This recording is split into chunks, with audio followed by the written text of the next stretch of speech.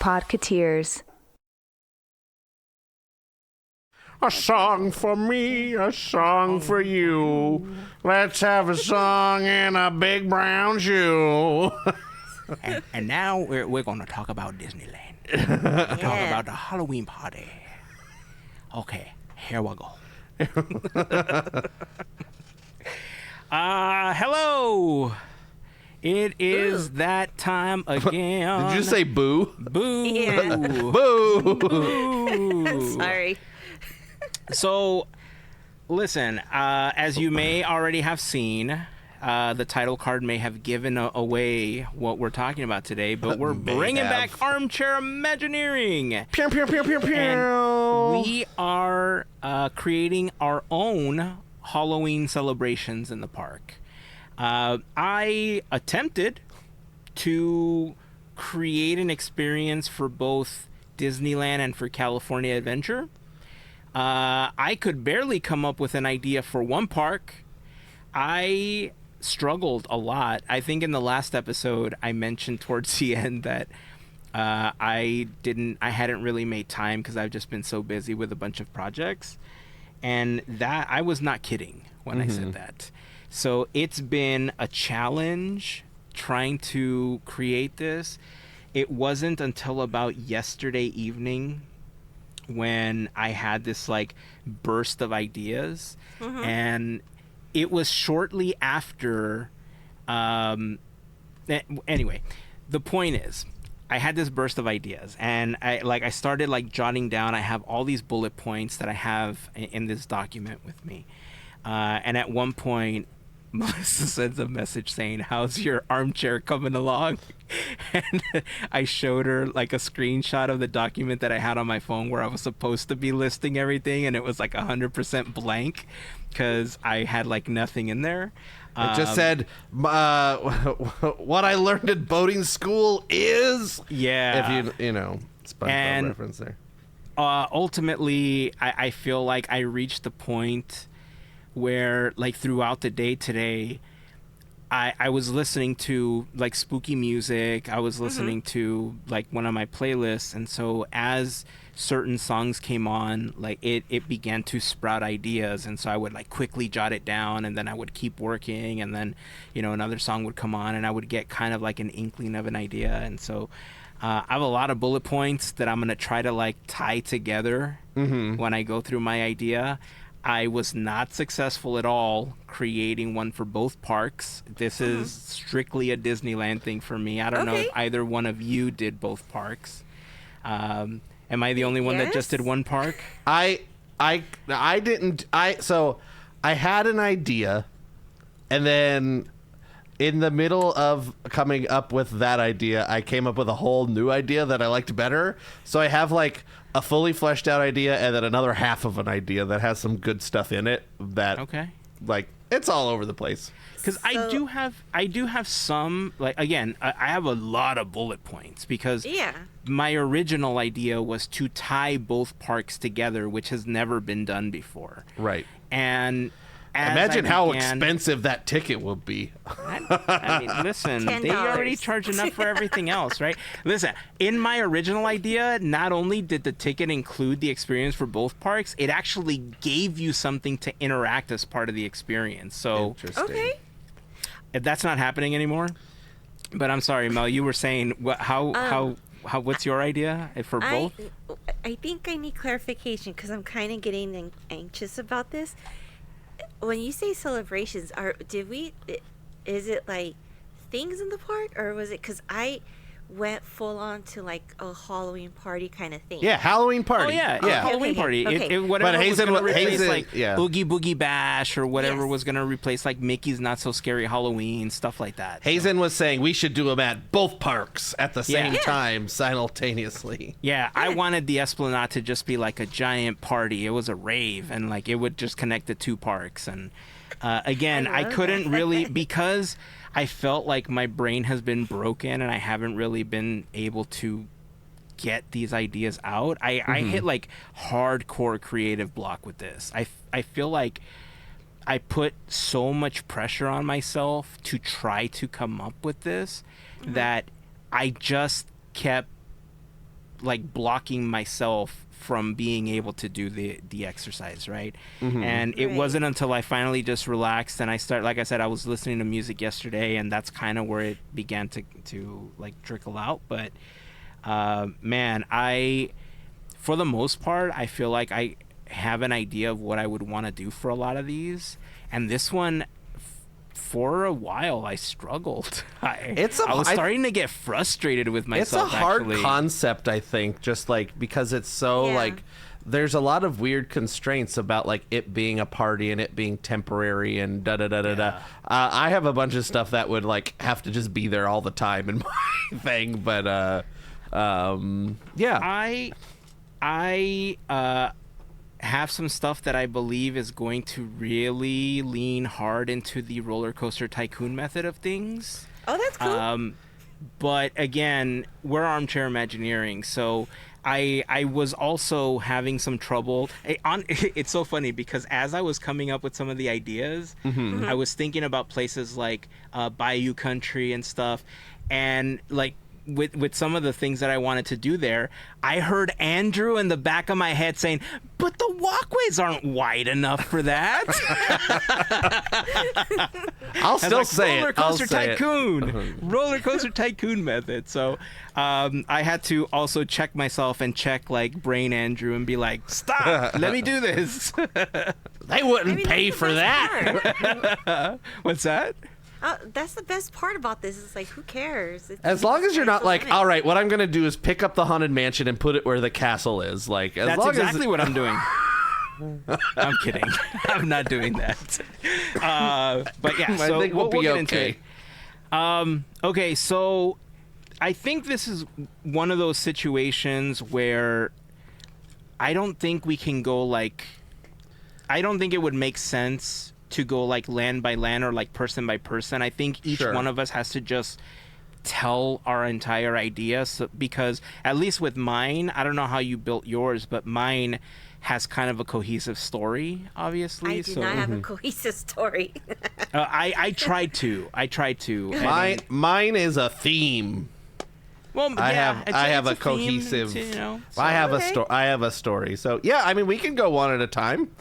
Cool. And then we can have at the end, if anybody has any extra ideas, like I have that whole random extra junk, we can throw those out later. I'm saying I got a bunch of bullet points for after. Yeah, exactly. So, me too. You know, we could, and that would be like my California Adventure stuff, because that's the one I wasn't really able to like really build completely. Question. Okay, so do you want us to do one at a time? Do you want us, like, if we had 2 parks, to do one park? And then we could kind of focus on that, and then the second half be the second park? Well, I think that because you have like actual ideas for both parks, it's up to you, right? Because like I said, like with mine, my original idea was to create something that spanned over the 2 parks. But as I began to design what I wanted for Disneyland, there was a lot that didn't fit into California Adventure, so it would kind of be 2 different experiences anyway, which is why I have just like the general bullet points without some additional concepts to help me build what I want at Disneyland. I have a suggestion. Since we all 3 have Disneyland ones, why don't we have Melissa go second, or third, I mean, so we can go Disneyland, Melissa's Disneyland, then Melissa's California Adventure, and then we can give all our extra ideas at the end. I like it. Yeah. There we go. I like it. I like that. All right. Well, since it was your idea, how about you kick it off for us? All right, that's fine. All right. Let's do this. So mine has a title. It's called Escape from Toontown. Oh, I gave mine a title too. So did I. So the basic, very long on the tooth concept is Judge Doom has knocked down the wall between Toontown and the real world, and now all the animated villains and bad guys and stuff have taken over Disneyland. Since after the animated villains leave the animated world, they contact all the other villains that aren't animated villains to come and take over Disneyland. Okay. So that's like the overarching concept.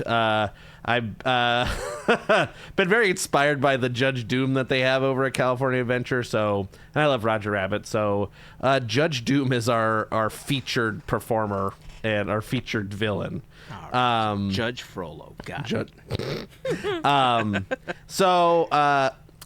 The first thing on my list here is there would be a Judge Doom stage show at the Fantasyland Theater that basically explains the plot of what's going on. So Judge Doom, the reason Judge Doom is doing this, Judge Doom wants to expand the 5 freeway, and Disneyland is in the way of the 5 freeway. You know, Judge Doom loves freeways. And so his idea is Halloween's perfect. We're gonna get all these villains and we're gonna scare all the guests so nobody comes to Disneyland, and it'll fail. And then he'll have to he can pave over Disneyland and put a freeway in. But the show has 2. So we follow Judge Doom, and then he goes, "Blah, ha, ha, ha, ha," and then Roger Rabbit and Eddie Valiant come out, and they're trying to figure out a way to get the villains out of Disneyland, back into Toontown, out of everyone else. And they realize that most of the villains aren't very, very smart and very gullible. And so their idea is to try and convince the villains to not scare the guests at Disneyland, just to be there and have fun and or go back to Toontown is what the Eddie and Roger are going to try to do. And then Weasel's doing that. And then there'd be a Judge Doom and Roger and Eddie meet and greet after the show. And that would happen a couple times a night. Where is Jessica? I don't care. What? Jessica did not factor into my... What? She... What? You know, it's his thing. This is okay. It's fine. I have a mental vendetta against Jessica Rabbit, and I'll tell you why. Because it is a merchandise-based vendetta, if you might guess. Oh, I thought it was because she was first with Goofy before she... No, it was... That is not true. Anyway, there is... of all the merchandise that is related to Who Framed Roger Rabbit, most of the merchandise is Jessica Rabbit forward. Which, I get because, guys be guys and being weirdos and stuff and whatever. But I like Roger Rabbit of the Who Framed Roger Rabbit fame. You might know him. He's white and he's got big ears and, He sounds familiar. Red. Yeah. He's Anyway. furry. And so I am irrationally mad at Jessica Rabbit. So... I didn't even realize I left her out until you brought it up. But What about the smoking baby? I haven't got everything. This is just a show. There's Okay. So anyway, so that's the show. So then there's also a parade. Of course, you got to have a parade. It's called Toontown Unleashed. The parade starts with Roger and Eddie Valiant in Benny the Cab being afraid of the villains that they're being chased by. And they're trying to lead the other animated characters to safety from this villain parade. So they're in the front going, and then whoever's in the back, I don't know. I didn't pick any other good guys. Winnie the Pooh's there. Who knows? And they're, Winnie the Pooh?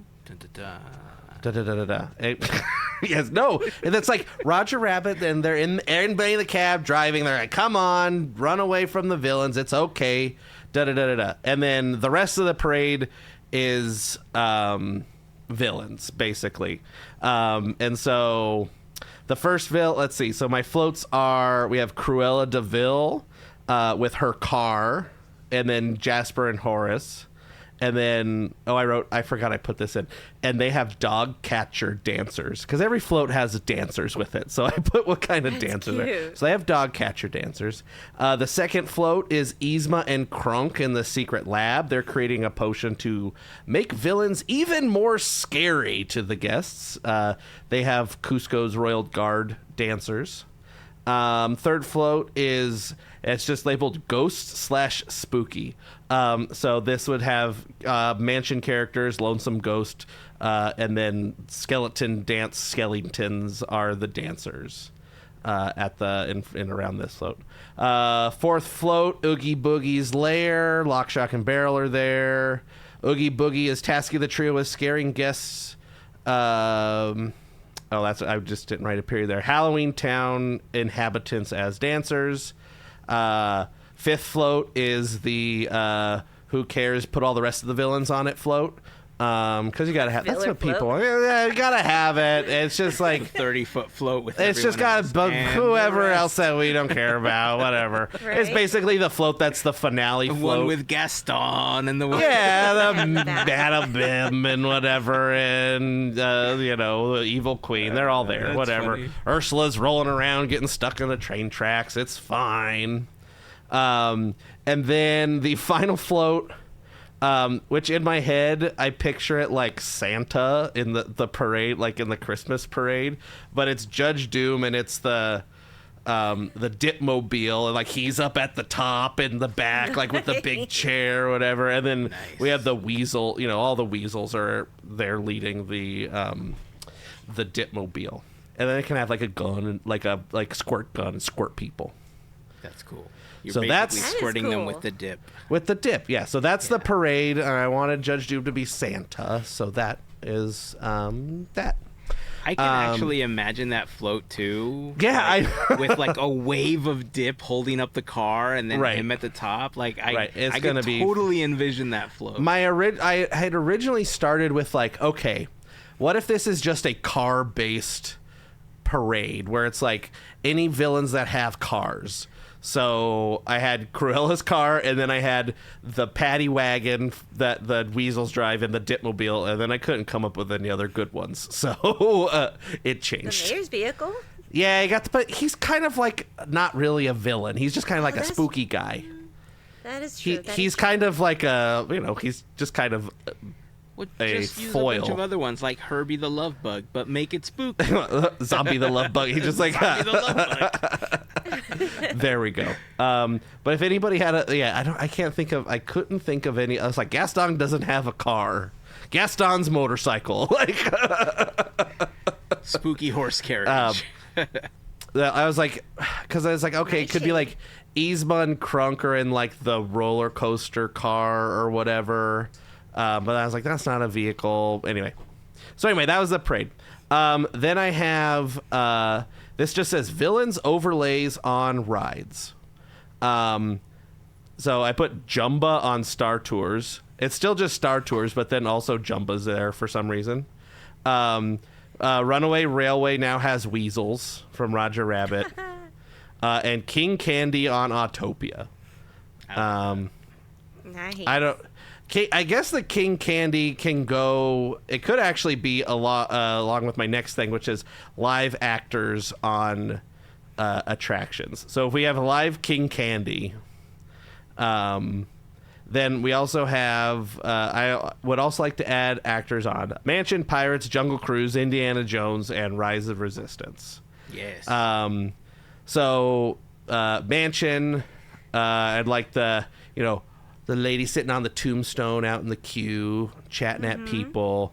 Then we got to bring the knight, obviously, ode to the past. Homage, yeah. Yeah. And then doing live actors in the ballroom and in the graveyard. Pirates, there'd be an actor on the little island, right when you first walk in the queue, like in the building, there's like that little island that the boats go past. So a guy yelling at people while they're walking in, and then random pirates. There's lots of spots for pirates, and they're just pirates, so they can go wherever. Right. I don't know if I necessarily want Jack Sparrow. I think I'd rather have somebody more fun, Barbossa scary. or somebody, or just a scary pirate or something. It Like would really be like fun to have like Barbossa or Davy Jones live action. Right, Just exactly. Kind of come out from a corner. Oh Right. man, Right. What's his so good. Jungle Cruise, just like Lost Explorers, like kind of change the whole vibe of Yes. Jungle Cruise. Like, we're over here, and be like, there's nobody over there. Just wave them off. And then also people in animal costumes, because why not? Yeah. Yeah, just why not? You know. It's like the Lion King on stage. Give the puppets. animatronics all red eyes. Exactly. And And then then be fun on Jungle Cruise. Can I just, like, yeah, go ahead. Yeah. That's what it's for. Like, if you have live people like saying like over here, and they're like, Yeah. like you kind of hear like the voices, but you don't see anything. But then as like you get deeper into the jungle, what you're seeing is like zombie people coming out from behind the trees. Oh, yeah. And they're like infected or something. That's what Jungle you're seeing. Cruise Contagion. Exactly. That's what it would be. Will you make it out alive? No. The answer is no. Indiana Jones. We got to have Sala in the queue, obviously. You know, getting people. Come on, Sala tours. That Let's would go. be awesome. And then in the rotunda, which is the one that has the big Mara on the ceiling, and then there's like all those scaffolding things and like a desk up there and stuff. Yeah. Having like archaeologists up there. Like, oh, beware Mara, don't look in the eyes, da-da-da-da. You know, they'll be more convincing than I am. But that, and then just wherever, just skeleton guards, just anywhere in the temple, like throughout the ride. They just pop up wherever. That'd be fun. With yeah. straws, so it feels like they're Yeah. actually throwing Yeah. darts at you. I would love that. Yes. And then I got lazy, just said rise. I don't know, put more stormtroopers somewhere. Just like live stormtroopers just walking around. And just like I was like, did this whole thing, and I was like, yes, places for Tomorrowland and this and that. And I was like, oh wait, there's Galaxy's Edge land that exists as well. I only have it as a mention because of something else that I'm doing. Right. But honestly, I completely forgot about Yeah. Galaxy's Edge. I was like, there's no like Star Wars Halloween. There's Star Wars Christmas. Like, Maybe you know, we Life should Day. invent it. We should come up with, Not so Life Day. Yeah, exactly. That's Halloween. Not so Life Day. Not so Life Day. Okay, so other things I have, a looping water and projection show on the rivers of America. It'd be like 5 different small like shows that are a few minutes long each that just loop all night, just continuously. It could be like accompanied by like a performer on the island. So it'd just be like, okay, I put a spell on you, and the Sanderson sisters come out and do whatever, and there's just water and lights and whatever. And then there's one with no performer. And then let's see, the other ones I wrote were Be Prepared with a cool Scar puppet, Oogie Boogie song with Oogie Boogie, Friends on the Other Side with Facilier. And then I was like, what? I'm trying to remember anything that Disney owns that's not just like the regular canon. I was like, why don't we put In the Dark of the Night in there from Anastasia and put Rasputin on the thing? Hey. Yes. And Officially a Disney princess. there you go. Right. Here at Rasputin. D23. Rasputin's the princess? No, Anastasia. Oh, okay. For Halloween, maybe. But, you know, And- it's all tied together, so... Yeah. And of course, Remember Me, Ernesto on the island. But, you know, having like, here's a song with the performer and lights and whatever, and then there's another song that's just lights and whatever, then, you know, kind of, but it just happens all night. So you don't have to like build up this like big long line of like doing a whole show, everybody sitting and waiting and taking up space and da-da-da-da-da. It just, you know, kind of rotates through. That's kind of my whole like thing with the Halloween parties now. It's just like feels like there's a lot of waiting and a less doing. Yes. For, So, yeah. For these, like, as part of the show, you mentioned, like, having Scar and stuff like that. Were you thinking, like, projections, or were they, like, puppets that, you know, Well, like because it's Scar would dark, be you like can a kind of see, yeah, like, Scar would be like a puppet, and then like if they're just human people, they would just be people, like right. actors, like on the stage. But it would just be one song. It would be 3 minutes or whatever, Yeah. and then the next song would just be like it would just be like Gaston, and it's just projections, like no person. And then you do like, you know, they come out every once in a while. Yeah. But just like going, like just continuous. So like you can take pictures in front of it. You can watch it when you're walking past or whatever, as opposed to just having something that you have to wait for. Because I already have the parade you have to wait for, the stage show you gotta wait for, like, you know, but just it's giving a little more entertainment, because I like how they have at California Adventure now, like, the villains in the trick-or-treating thing, but it just feels like you don't get to kind of just sit there and watch them like you would want to, because they're also kind of interacting. Also, I didn't include any trick-or-treating in this at all, I'm realizing. Neither did I. So I don't know, maybe they just, as you leave, you get a sack of candy. There you go. And there's trick-or-treating I like for you. that. I did involve trick-or-treating, but I like to leave and get a sack of candy. I did. So then I have Yzma and Crunk 3D movie roller coaster. It's a roller coaster. It's the roly crump coaster. Like, a roly coaster. in the Captain EO theater. So just, you know, using something that isn't used. Like, it's there. Let's use it. Princess Fantasy Fair changes to a villain's sidekick meet and greet. I wrote, have to include safe havens for where the villains can't go and the fun characters can be out in their Halloween costumes. So one would be like Bayou Country, like where the Winnie the Pooh like meet and greet is, like there would be one there. The pathway from Frontierland to Fantasyland where like Woody and them meet there. The motorboat cruise dock, people can meet there. And then Toontown, because all the villains have left Toontown. Toontown is a villain-free zone at the moment. Yeah. And then I wrote Interventions. The bottom floor is, this is also a kind of tied in this. It's a hideout where any non-villain characters can show up. It's another meet and greet thing. And then the top floor is the villain's lair where more villain meet and greets can happen. I got two more things here. I have... Can I... Yes. When you said the villains like can't meet on the first floor, that's on the second floor. That's the second floor. I don't know why in my head I imagine Darth Vader dressed as Mrs. Nesbith, and he's just like downstairs. Like downstairs, just like, "Hello, dearies, how are you?" And you can like clearly see the like the Darth Vader mask and the that's funny, the cloak but and just everything. with a big pink hat on or whatever. Hello, dearies.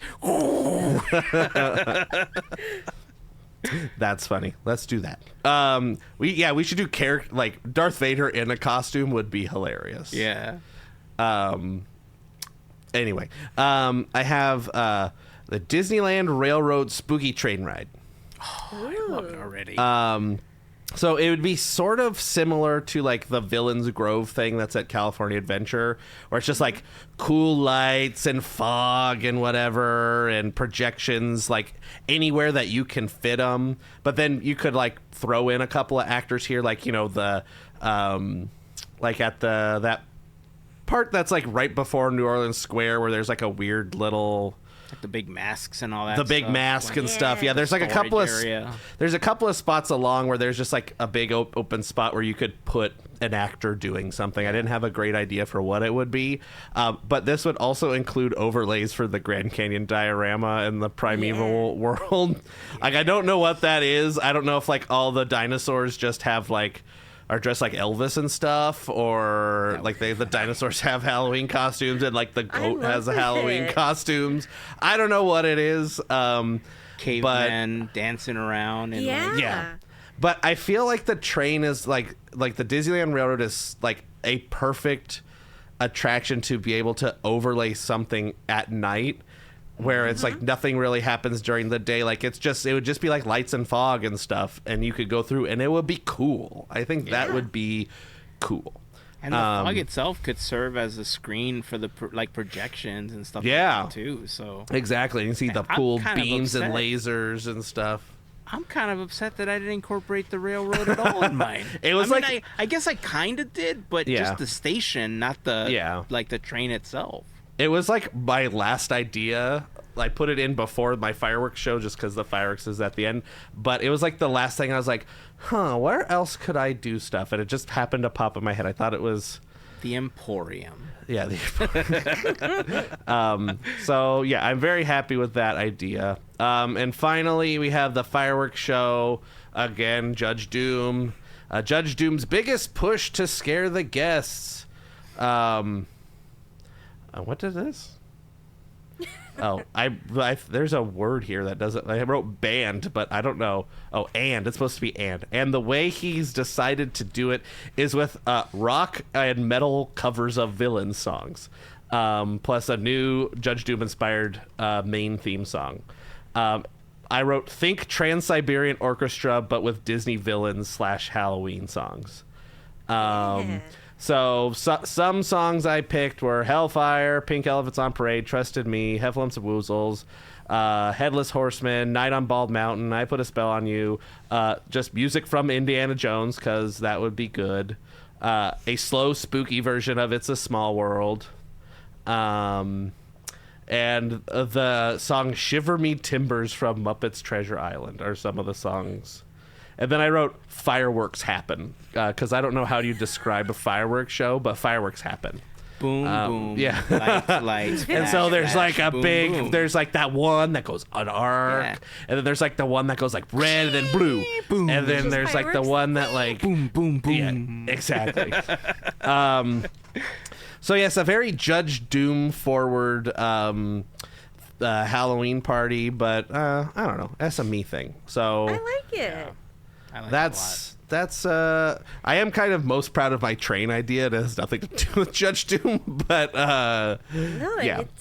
it's a good addition to any Halloween party. I mean, the fact that they haven't done it yet. right. I know. a I'm good telling idea. you, I'm kind of upset that I didn't, because I'm using the train station as part of one of my ideas, but the fact that I didn't incorporate the actual train, I'm kind of upset at Well, myself for that's that. okay. That's okay. I did it for you. I did Yeah. it for you. You know what? At my Halloween party, we're going to incorporate your idea, and it's just going to be Spooky Train brought to you by Andrew's idea. There we go. But now it's your turn, Heyzen. That's So going you to be can on the sign. So, brought to you by. There brought we to go. you by Andrew's idea. Brought to you by Did you Honda. notice that for Halloween I'm also dressed as Funko Hazen? Look at me. See that? Same hat, same not- shirt. I wore my I'm Funko Hazen. Halloween Disneyland Halloween shirt. I bought this 2 years ago. It's like a, what do you call these shirts? It's a button down. It's like a, whatever. But it's like it's got all the characters that are dressed up in costumes. That's cool. Is that a Roosevelt shirt or is No, it it a was just like Disney- at the Disneyland. Disney shop Does one? it have a tag? It's just like a Disneyland Okay. shirt. I don't know. I saw a guy wearing it in the line for Rise of Resistance, and I was like, "Oh, I like that shirt. Where'd you get it?" And he's like, "Oh, here in Emporium." I was like, "Oh, okay. Well, I'm gonna go get one." And then See, I bought there's one. the Emporium. Boom. It came up Nice. anyway. All right, it's my turn. Cool. Tight. All right. And breathe. Okay. You got this. Here we go. Okay, so I called mine Disneyland Kingdom of the Damned, a haunting at Disneyland Park. I like it. And so, like, over the years, we've talked a lot about, like, different experiences at other Disney parks around the world, and I've complained a lot about how I wish that they would bring some of those experiences here, but I wanted to create something that was kind of catering to children, but also to adults in a way that hasn't really ever happened before here at Disneyland.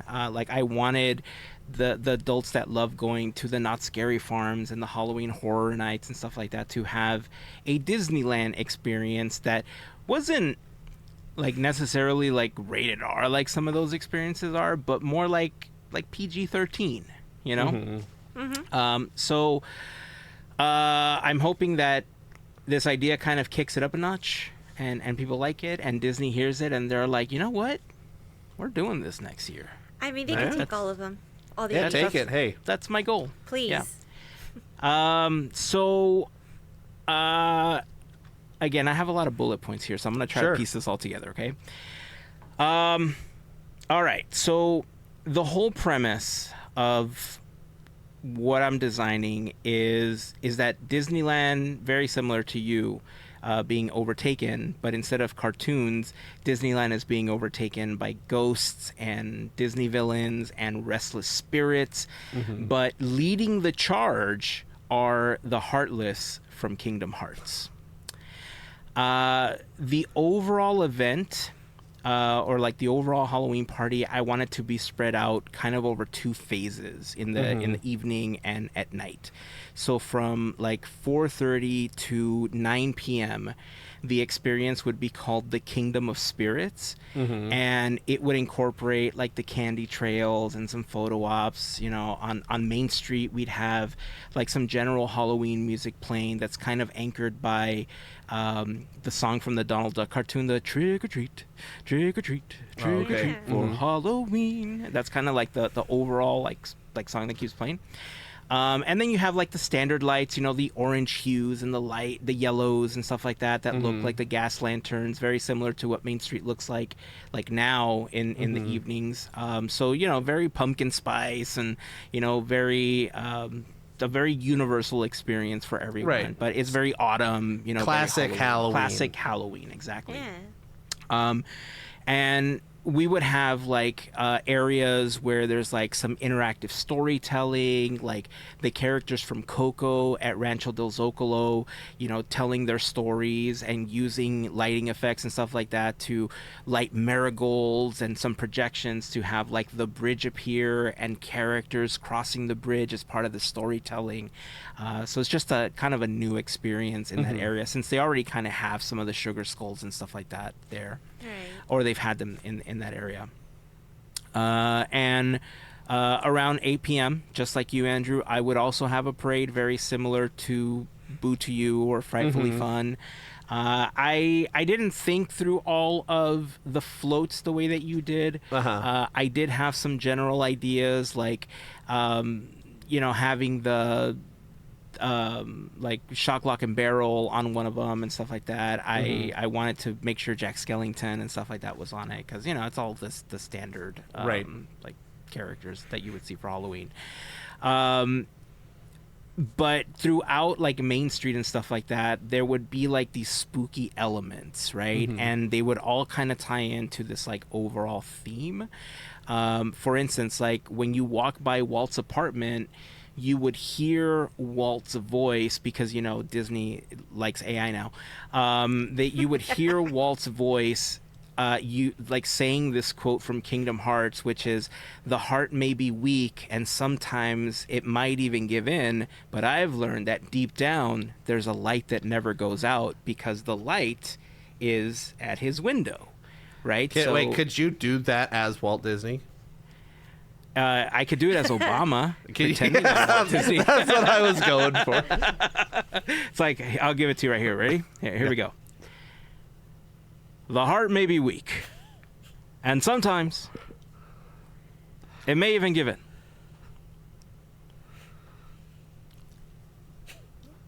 But I've learned that deep down,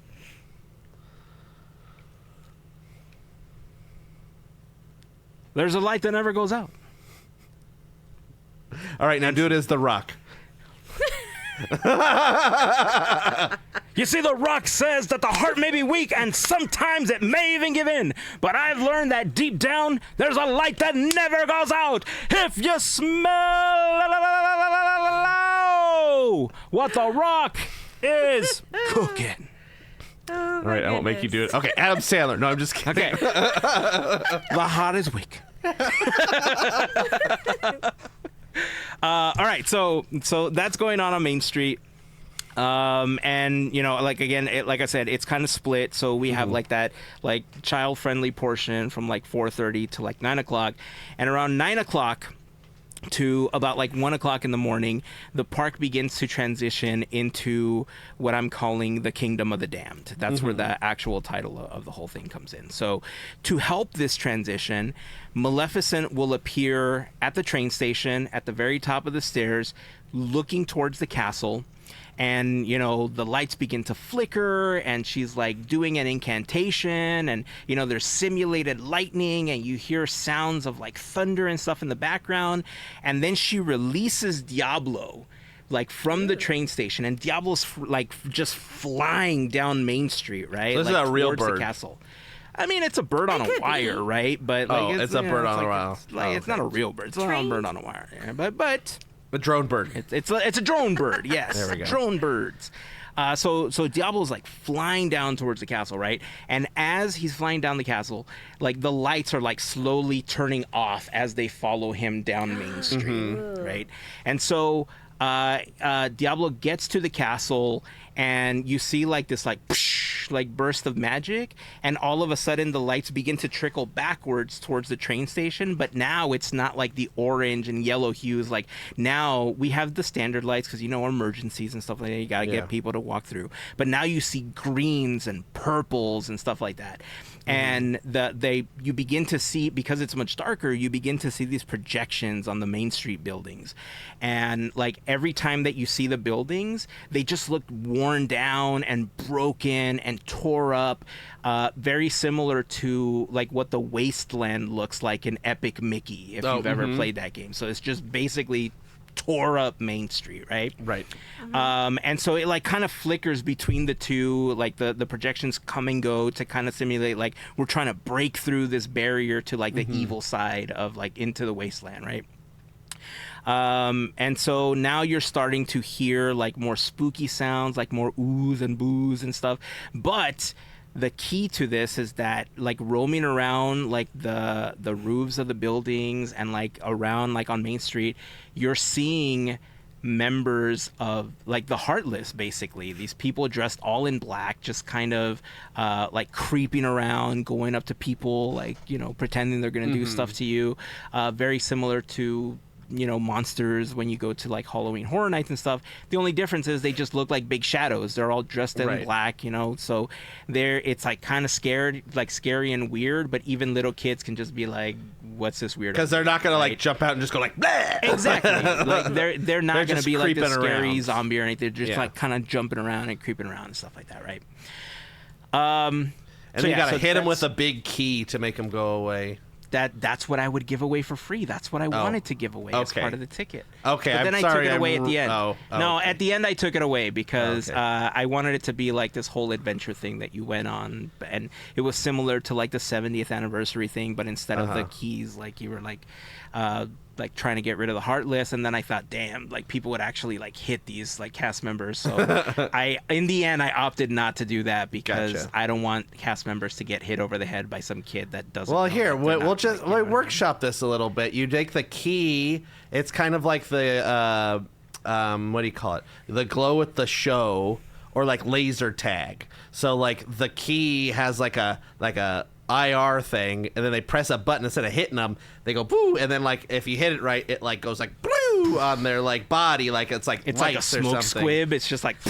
Well, no, but it'd be like lights, like like laser tag, like they're wearing like a laser tag thing, but it would be all black, and then it go boom, and then your key would record that, and then once you get all however many you need to get, or like one from each land or whatever, however you determine it, then you can still have it without them trying to hit people.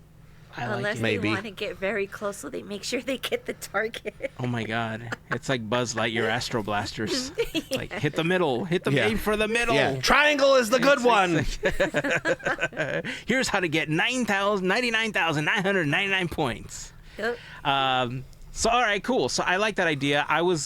Before you started talking, I thought, okay, I guess we could use the Disney app. Oh, and sure. The app could also, like the proximity of it would just be like, but I want to sell merch. Right. In true Disney fashion, I want to sell merch. So you gotta sell the key. Yeah, in the words of Strong Bad, I mean, you gotta sell the key. So you gotta do it. Yep. All right, so this happens at 9:00. The park begins to transition, basically darker lights, the ambiance again, the projections are progressively showing that like things are like running down and they're breaking, and it's like this whole wasteland area. And that like light show projection thing, I want it to happen like every 15 to 30 minutes on Main Street. Sure. Just so that people really get the idea that like something is afoot, Right. In New Orleans Square, this is kind of where like one of the very first haunt experiences would be placed. We would kind of have to take over some of the area and the pathways between the mansion and the entrance of Galaxy's Edge. So, you know, all of Tiana's Bayou Adventure, Winnie the Pooh and stuff would be closed because we would need, you know, people to be able to walk through there. We don't want the lines and stuff. I want to write. So I want to. You know, remember when I wrote that thing down to guess what Melissa was going to say next? Yeah. I want to. I'm going to write something down before you say what you're going to say. I'm curious. Yeah. Oh, this pen sucks.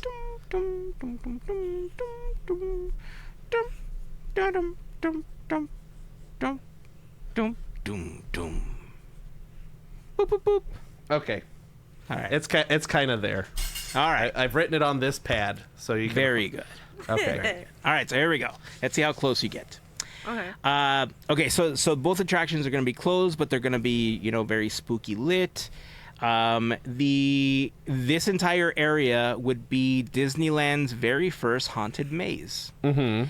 And it would be more of a path because you can't really make a maze if there's not a lot of you know, but this is where Andrew was going to be like, you don't have enough space in that area. Demolish it. So you know, I just We'll widen find the the paths space. a We'll little find bit. the Yeah, space. just roller coaster tycoon it and widen the paths a That's little fine. bit. We'll find the space. That's why I want the attractions closed because I want to be able to use the queues and I want to be able to use that area as part of like the walking space for this.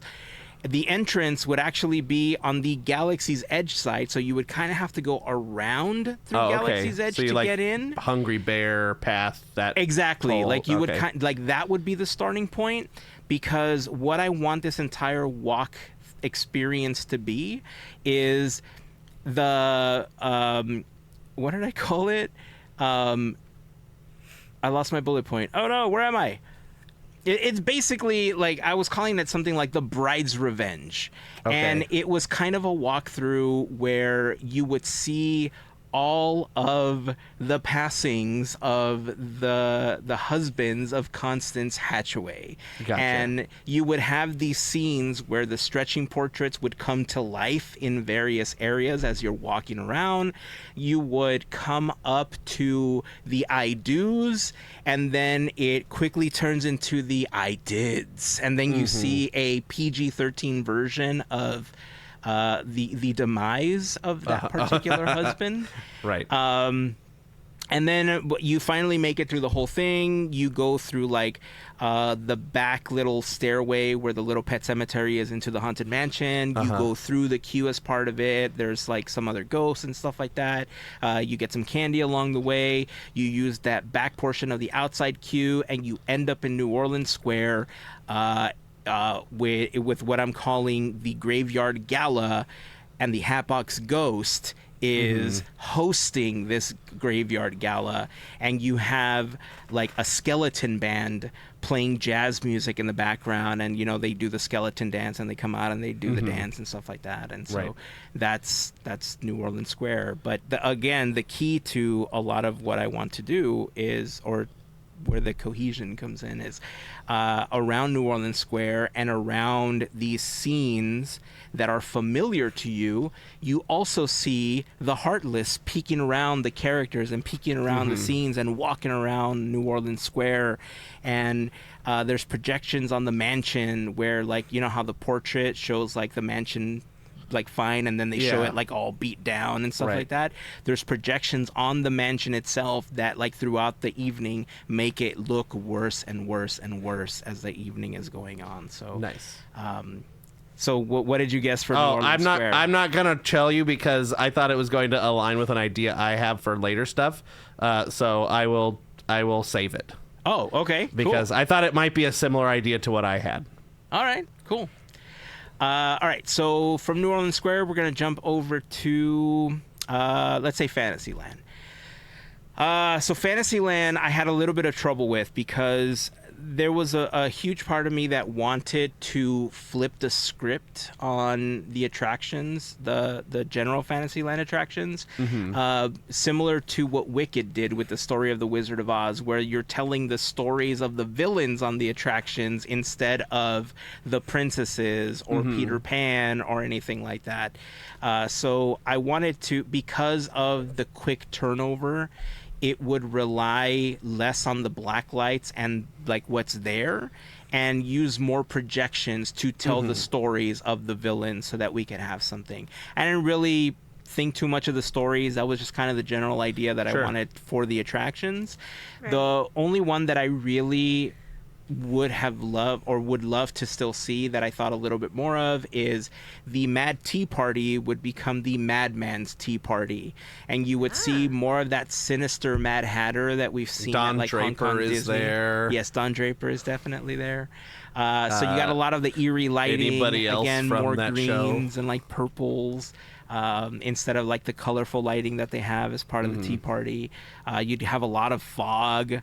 You would have a live DJ as the Mad Hatter, so like micro version of Mad Tea Party, but without a band, and the Mad Hatter just like mad spinning music instead of the toot toot toot toot toot toot toot. Like you have like more spooky like DJ mixing in the background. Right. For the Matterhorn, it would be open. I would amplify the roaring sounds so that it sounds spooky as hell. And I would bring in a version. I know that the new Herald is a lot scarier than it used to be, but I want one that like I don't want children to sleep for like a month.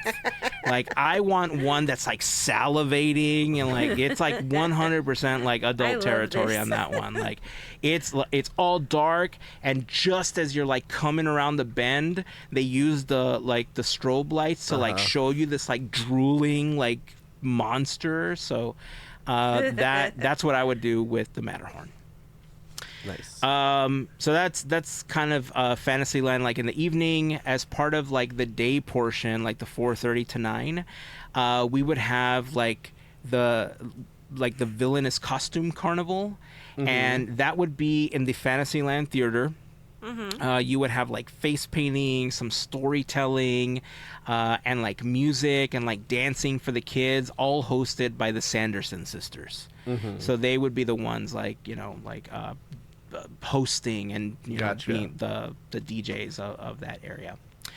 And of course, just like the other ideas, you would have the Heartless walking around very quiet, just like creeping around, doing their thing, not attacking, just kind of like peering through. But you're seeing more and more as the afternoon and the evening progresses. It's a Small World. Like by that evening portion after the 9 o'clock hour, again, more projections showing It's a Small World beginning to fall apart, broken down.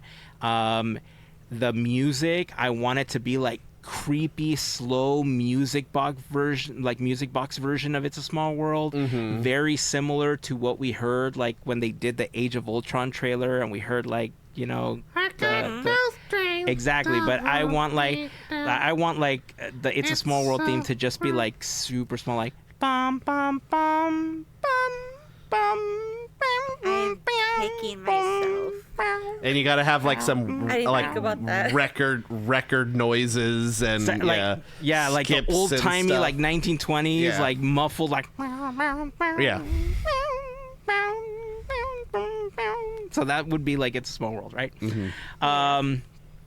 All right, so Frontierland, this is where I want to bring a little bit of the SEA into the area. And so I want to take the actual story of Jason Chandler and Big Thunder Mountain and put more of a face to it.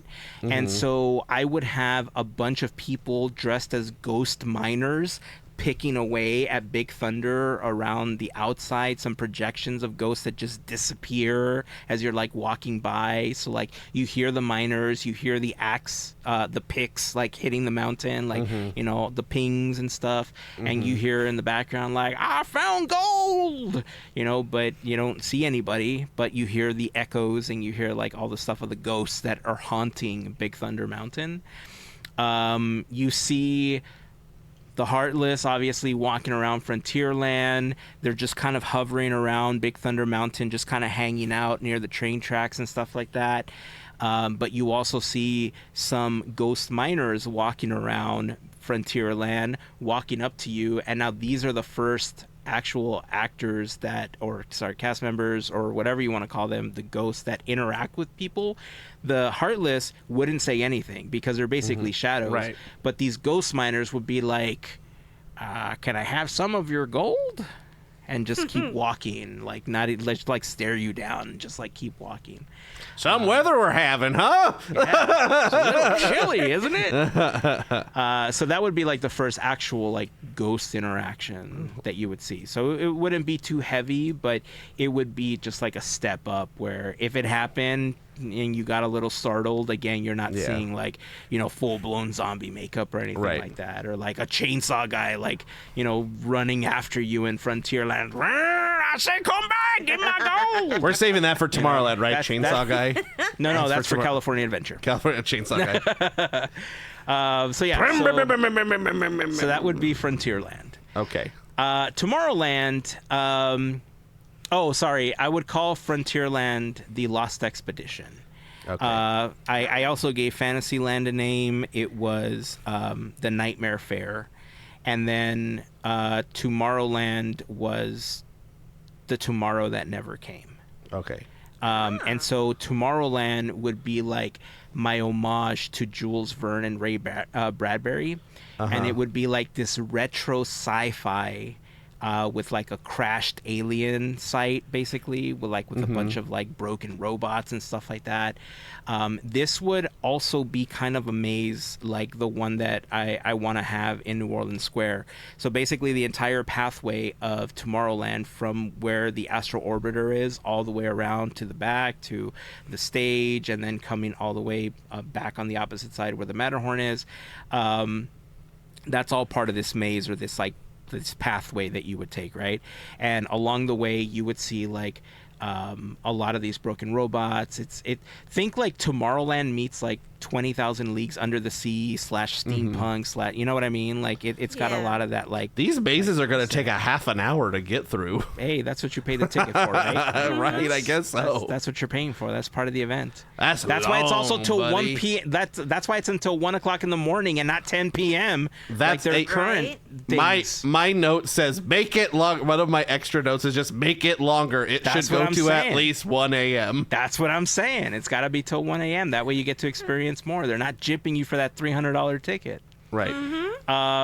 So scattered throughout the maze, you guessed it, more of the Heartless peeking through like the wreckages, like like looking at the robots, confused, coming up to people in the line and just like observing them and stuff like that. But now there's more and more, and then there's also projections on those buildings that just make it look run down, broken, and throughout the night they get worse and worse and worse.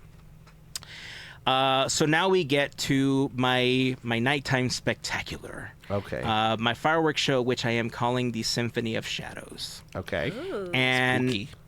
this is going to be the thing that I think ties everything together for me. Okay. The fireworks and or drone plus projection mapping show it would basically use music from the Kingdom Hearts franchise, and it would all be based on this one song. It's such a good song. It's called The Waltz of the Damned. And so that would kind of be like the anchor of the music for the entire show. I might actually play a piece of this and then just put this episode up on Patreon so I can show you some of this music because it's just so damn good. Because I know we'll get the copyright strike on YouTube or anywhere else. So stay tuned. I might do that. So the entire show would basically be Sora and Mickey going around the lands at Disneyland, fighting the Heartless, trying to restore the light into that area. And so as the music is playing, as the dialogue is happening, and as they're fighting the Heartless with projection mappings of what land they're supposedly in, when they beat the final one, like it for that land, what you see is like a light shoot up from that land. Like if they're beating Frontierland Heartless and they're like, we did it, like you see this light beam shoot up from Frontierland. And at that moment, all the lights turn back on in Frontierland, and the projection mappings go away. Like everything looks the way that it should in the land. Then the fireworks show goes into New Orleans Square, and they're fighting the Heartless there. And as soon as they beat them, the light shoots up from like the rivers of America, and the lights begin to restore. So still low enough that you can see the show and the projection mappings and everything, but it's no longer the projections where it looks like the mansion is falling apart or anything. Like everything's kind of restored for the area. And so it goes around all of the lands. It's doing that for all of it. And then they finally get back into like the hub, right in front of Sleeping Beauty Castle. And in Kingdom Hearts, there's this giant version of like the Heartless, like a shadow monster thing that you fight really early on in the game, actually. Like that is essentially what begins to come up from behind the castle. And so like Sora and Mickey are trying to like fight this thing, and then you see drones flying above the castle, and they're swirling in green, creating this like portal to the other like realm where the Heartless are being projected, like flying like down into like the area. And as like these projections are like coming down, you see them pop up in the castle, like real people obviously dressed as the Heartless, or you see them pop up. And so Mickey and Sora are doing their thing, they're like fighting, and at this point the music transitions from the Waltz of the Damned into a song called Sanctuary from the game. It's like real popular. It's also like one of the like powerful songs of the game. And so they have this like moment where they have this like, you know, their hero moment basically, right? And so in the final shot, the light just shoots up, you know, this monster just goes away, the light shoots up from behind the castle. There's these like sparkles that shoot down Main Street, and as that's happening, the music transitions one more time into like not exactly the version of Dearly Beloved that they play in the game, because it's a really slow song and it's a really beautiful song that they composed for it, but it's kind of like a slightly upbeat remix version that they're using as part, like that we're using as part of like the fireworks show and stuff. And as that begins to play, like these sparkles begin at the castle and they begin to trickle down Main Street. The projections go away, the lighting turns back to how it is, and that's it. Kiss goodnight, end of event, go home. I like that. Man, that's good. I didn't think of any fireworks show or anything like that. So kudos to you. Look Thanks. at you. It was hard. No, you did great. Steam came out of your ears and Thanks. everything. Oh, you have no idea. You have no idea. In one of the early versions, I was like, well, somebody already made a horror movie with Steamboat Willie. Why can't I? And then I just Right. went away from it. Ultimately, I realized that Disney's never going to do a rated R version of anything. At least not at Disneyland or California Adventures. So realistically speaking, PG-13 is as far as we can potentially push it. And so I had to reframe the mindset that I had when I was like thinking about this. And so here we are. That's my show. I mean, it's fun to just imagine stuff, so. That's what this is for, right? Exactly. It's not like they listen to us, so whatever. Right. Oh, they'll like next year when I see Sora and Mickey fighting a giant shadow Right. Chernabog, like, oh my goodness, I will demand a goodness. paycheck. All right, Mel, we're going to jump to yours. We're about an hour into this episode, so I want to know. take a brief moment to thank a Absolutely. very special group of listeners and viewers known as the FGP Squad, our podcast, Fairy Godparents, because it's their support via Patreon that help make these episodes of Podketeers possible. For more information on how you can become part of the FGP Squad family, we invite you to go to podketeers.com/FGP. There you will find some information about what the FGP Squad is all about. You'll find a list of some of our top contributors, a link to our Patreon. But being a part of the FGP Squad family gets you some additional perks, like access to some discount codes for new Podketeers gear. You get access to a special section of our Discord, access to additional content that we've uploaded to Patreon, and more. So for more information on how you can become part of the FGP Squad family, again, we invite you to go to podketeers.com/FGP. And to all of the members of the FGP Squad, we just want to send a huge thank you for your continued support. Speaking of links, podketeers.com/links is where you want to go for some of our most commonly asked for links, including our latest episode, the Quizneyland playlist. Of course, any fundraisers that we're running with our official charity team, Teamboat Willie, will be there, like our current efforts to raise money to fight cancer as part of City of Hope's Walk for Hope event. We're hoping to raise about $1,000 to help beat and find treatments for cancer. So if you can help us out, we would love for you to join our team or make a donation. You can head over to teamboatwillie.com for information on that. You'll also find that on the links page. You'll find a link to our Discord community, so you can join us there. We talk about all sorts of random things, not just Disney things. We talk about tacos and donuts and video games and Disney stuff and Lego and all sorts of cool things. So join us over on Discord. We'd love to have you as part of the community. We also have links to our YouTube channel and our pal Larry's YouTube channel, Goofy Guys Adventures. Larry live streams from the park several times a week, so if you like park live streams, check out Goofy Guys Adventures over on YouTube. Again, he's there about 2 or 3 times a week. We love Larry. We love his streams. He's one of the more respectable streamers that's out there, so we love watching his videos. So go and give him a subscribe and a follow.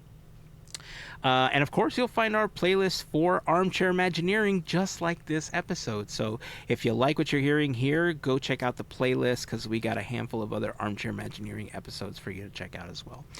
So that's it. Podketeers.com/links is where you want to go. And now let's get back to Armchair Imagineering.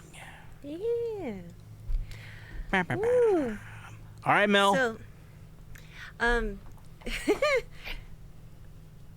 so I will say that you two had complete themes, so many intricate details, which is great. I think I treated Disneyland as I put more effort into DCA. So what I thought for Disneyland was I wanted to add like different entertainment, different things, just to spruce things up and just refreshen what we have. And so I just have hodgepodge of ideas, because There's no wrong answers. there's no way that I'm going to connect everything, but whatever. This is what I would like to see there. So I would like to call it the Midnight Hour Jamboree at the Disneyland Hotel Resort. Look at that. I need more coffee. Only because I didn't have a theme for it. So I was like, Midnight Hour, leave it like that. Yeah. Whatever. Sounds good. It's a good name. I like it. Thank you. Watch it be on the shirt. Okay, so basically what I wanted to see was more entertainment, right? And there's going to be parts where it's going to connect to DCA, and I'll explain afterwards.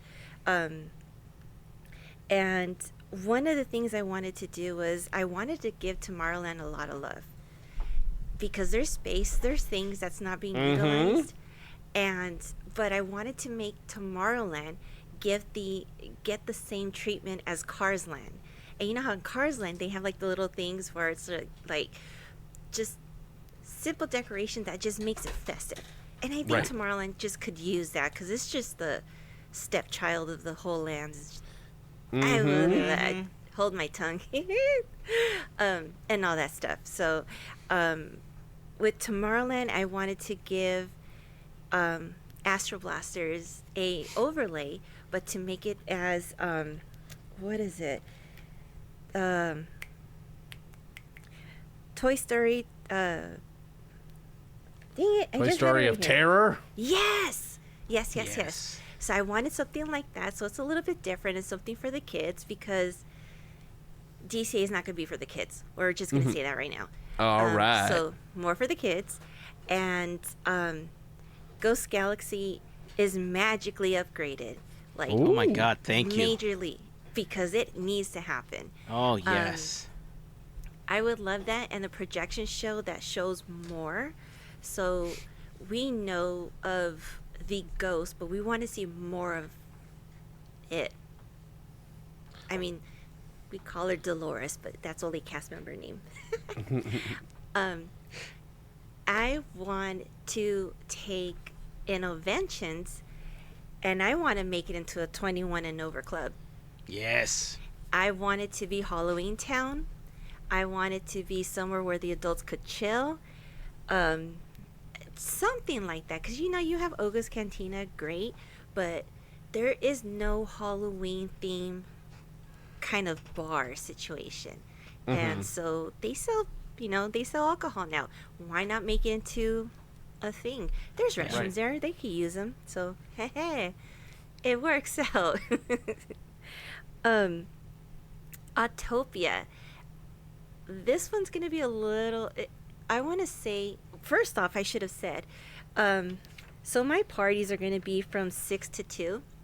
And Nice. between 6 and 10 is like the kid-friendly kind of version. After 10 to 2, it's... Hopefully the kids are Gloves asleep off. by then.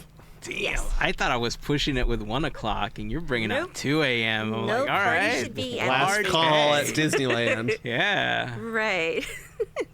So Autopia runs differently, has its cute little overlays and whatnot, candy corn here, this and that, blah, blah, blah. Mm-hmm. But after night,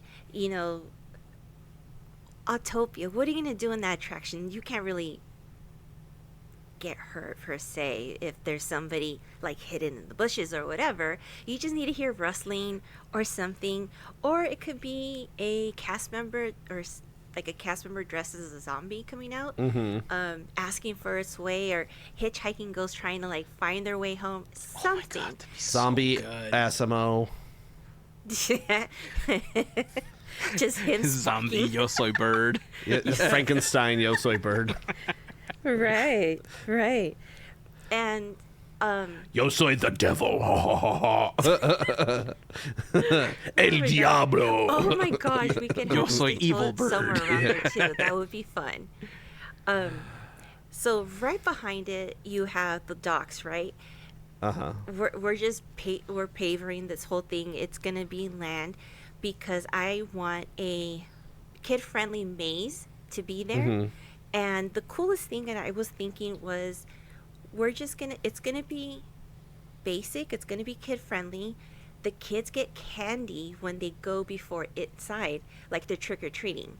Mm-hmm. And I want the front part to be Witch Hazel's porch. Oh, that's cute. Oh, that'd And- be good. I want that. So they go in through the porch and they go and they see her house. And they see the broom and the little, the cauldron and whatnot. And then in the next room, they're going to see the silly symphonies with the skeleton dance. Oh, mhm. And it's just fun, cute. Right. They see the skeletons. Yeah. They want to, like, partake in it. And then behind there is going to be the Sanderson sisters' house. Okay. And they get to see, like, Book, Thackeray Binks, Billy, like I said, kid-friendly. Jay and Ice and cages. Oh, of course. That's of course.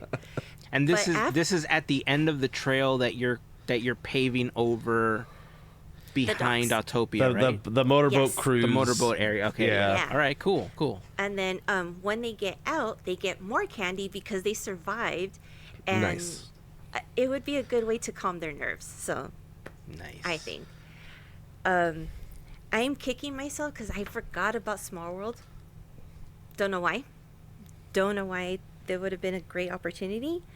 Just take my idea, brought to you by Heyzen, like I'm taking Andrews Yeah, for yeah. the train. Absolutely. It's a death metal world. They're all like headbanging. Brought to you by Corn. Yeah. It's a small world. Go.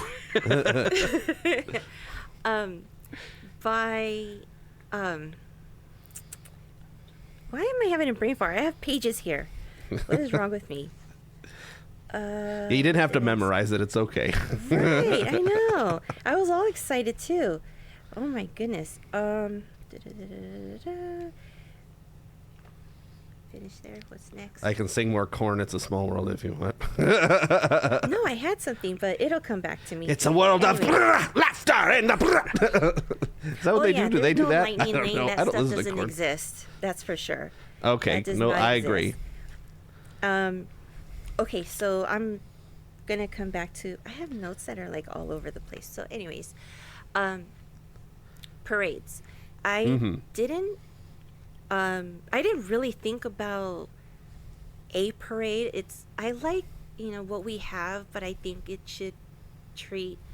we should have other characters represented. I mean, Just add more why stuff. don't we have? Huh? Just add more stuff to the one that we got. Yeah. Oh, If we okay. don't have Madame Mim, she would be awesome. Right. I just don't understand why we don't have. She could come out, do her thing, or she could come out on the float with all the different animals that she turns into. Happy. There you That'll go. make us all happy. That'd be fun. Now, the thing is, I wanted to do one parade Mm-hmm. for the kid-friendly, but at night afterwards, I want the adult theme. But when I say adult theme, I'm not saying like It's just the same What? song, but they have swear words in it. no. yes. I want scare actors. It's I a want bleep zombie world actors. after I want, all. Oh, Yes, scary. kind of. That's what you mean. Okay, I see. I want it scary, but the one float I just thought in my head is like this would scare me as an adult. Uh-huh. A Pinocchio themed float where you see just a pair, I don't know what it is with hands, but a pair of hands, and you have the marionettes and they're just run down. They're so out of it. It just looks so like they're used up.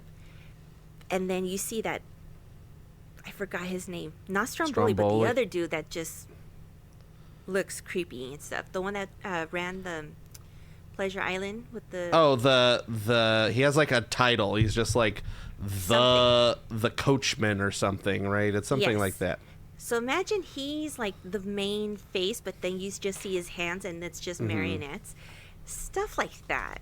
Like, I would think a parade like that would be pretty awesome. The villains, I want to see villains as face characters. I want to see Mother Gothel as the old lady. I want to see the old hag. Madame Gaston Mim. with a chainsaw. Yeah. With an axe. In my head, I'm imagining your marionette Uh-huh. float. And you see the giant hands and people as the actual puppets, like not like Pinocchio or anything. Like it's like a real person. It's like, Just like I'm trapped here because I was an annoying streamer that kept yelling on attractions. I mean, we could do No, they have a that. sign with like tape over their mouth.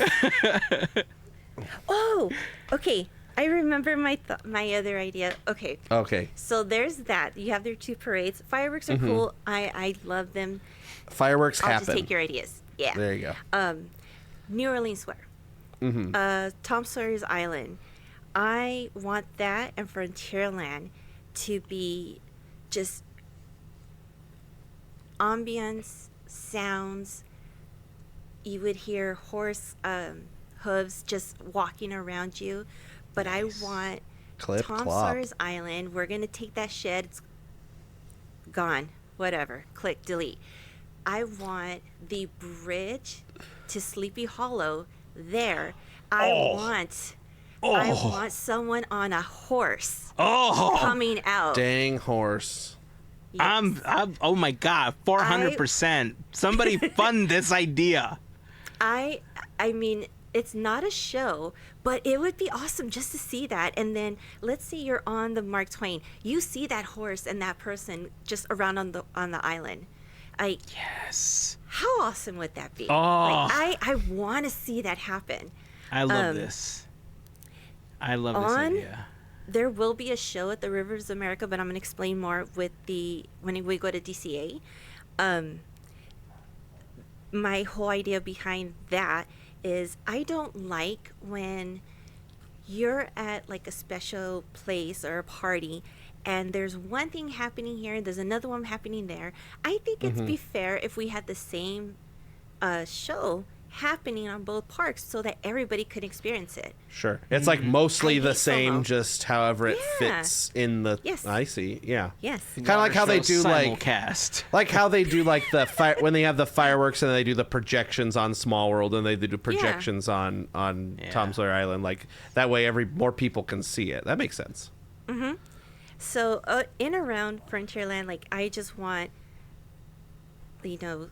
smoke, fog, just creepy noises. I want to be able to hear like the cries that Ichabod Crane hears. Yes. Things like that. Like that's the one thing I wish we had. I love the cadaver dance, but I think we could one up it with bringing the Headless Horseman. The headless dance. They'll have to hold their head. What else did I do? I think. Oh, Fantasyland Theater. So I had the same idea, kind of, as you, Heyzen, and basically I would love to utilize it for a live band, just live entertainment. But I want it to be led by the skeleton band that we see in Hocus Pocus. Oh, Nice. And then they play a few sets and whatnot, and who finishes off is the Sanderson sisters. right. And inside, like, you know how you have, like, dancers or, like, the cast members who dance in between, like, to help, like, the crowds or the kids. I would love to see them all dressed up in different costumes, like in that scene in the movie. Right. Yeah. That would be a lot of fun. I would love to see Dr. Doofenshmirtz from California Adventure there and be like, I was working in the lab late one night. We should Hazen, that's a wonderful idea. We should rewrite that song as Doofenshmirtz. As Doofenshmirtz. Right. And I was wondering if Perry the Platypus was going to come, and I said, he did the mash. He did the Perry Platypus mash, or something. I don't know what it is. We should rewrite it. All right, let's What do else it. did I put? We'll record it and put it on the Patreon. Oh. All those things I said I'm going to record and put on the Patreon. I know there's meet and greets, but I really don't want meet and greets to be the focus of the party, like how they do it now, where it's like you have a 5-hour party, but then you wait in line for 3 hours. Right. No, I want. Well, you added everyone 4 to hours have- to your party. I did, but Which I is would like great. just- Thank you. I honestly feel like everybody should just get the Oogie treatment, where you're just walking past them, get a little quick selfie, just so everyone can see that person. Because I haven't seen Minnie, Daisy, and Clarabelle as the Sanderson sisters. No, because the There's no line's too way. long. It's an Exactly. hour and a half or whatever. Put them on a platform. There you go. Exactly. That's it. So a lot of my other stuff is for DCA. All right, hop over there. Okay, DCA. Woo! I'm so excited for this because where do I start? Okay. Oh, I have something for the parents. And it's I not just- Avatar, right? No. You No. win. I have something for the parents. I promise. Parents are, you know what? You're welcome. Disney, please take this, because that would be great. And I think it's going to help parents or guardians or whoever has little ones. All right. So, the Mickey Clubhouse stage area theater. Let's call it Little Monsters Scream and Laughter Show. Nice. And I would give every adult that is there with kids, or if you don't have kids, but nah, let's say it's families, right? Everyone gets a special pair of ears that work as earplugs. The Oh. reason why is it's hosted by Mike Wazowski, and these kids, what's the one thing parents would love for their kids to do? Waste their energy somehow, right? So why don't you give them a show where they have to scream their hearts out, laugh their hearts out, just to fill the canisters? Whoop! Oh boy. Sorry. I'm gonna put my mouse right over here so I don't scare myself. I thought I lost you guys, and I was like, oh no. Here, we're still you here. need to scream or laugh more so your power doesn't go out. Right. But I would think like Mike, Randall, like them as little kids would be hosting the show. So Yeah. I think it'd be fun for them, That's fun. So, let like them- little kid versions of Mike and Randall Yeah. hosting? Little Yeah. Mikey and little Randy? Oh my goodness, that'd be so Yeah. fun. I would just want to participate in that. Right? Just let them. Mike Wazowski running around. All right, everybody scream! Okay, so we're going to World of Color area. And Right. in the text, I think, I don't know if you guys remember when I mentioned that I was watching episode 3 of We Call It Imagineering, and they were talking about the Haunted Mansion. Right. Okay, I learned that there was different characters, of course. I mean, I'm late to the party if I'm learning right now, but there was 3 characters that didn't make the cut for the Haunted Mansion, and they were witches. Mm-hmm. And I had a show already written up before anything happened. And I was like, this is awesome. That's nice. They could be Yeah. part of this show. And I wanted to call it the Witches Coven Invitational. And Nice. it's not going to be, there's no duel, they don't duel or anything, but basically they come up with it's a show of like different covens. So think of like medieval times. So you have different colors that represents a specific. Oh, the medieval times show. Yeah. Where Okay. you have like different colors. The to green represent knight and the team. red knight and I gotcha. Okay. So everything takes place over the lagoon, but I want platforms to kind of like have. I want to say like more platform covering the water because I want everyone to have a good spot, like good view, whatever it is. Thank you. Um, Yes. I agree with that 100%. Right. I want them interacting with the crowd, going on the poles, and then this same show is what I want in Disneyland. Gotcha. So Right. I want something like that so they get to see the same thing. And they could kind of play off of each other, saying that if they saw the show there or if they knew this, something like that. So it's kind of, I guess that's the first thing that's cohesive. There you Yay. go. So I was thinking more of the play of lasers, lights, some water fountains, but not too much.